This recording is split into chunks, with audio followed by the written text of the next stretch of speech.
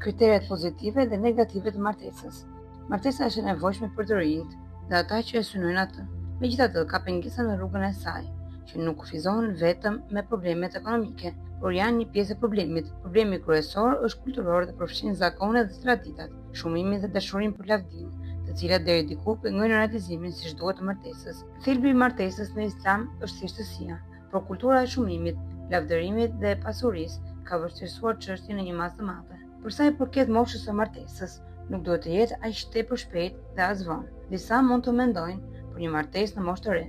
Unë nuk e kundërshtoj këtë lloj martese dhe nuk kam ndonjë vërejtje për ata që duan të martohen shumë herët, por nuk është e nevojshme të këmbgulet mbi këtë, si dhe nuk duhet të ketë vonesë siç ndodh në shoqërinë perëndimore, kur njerëzit martohen në moshën 30-40 vjeçare.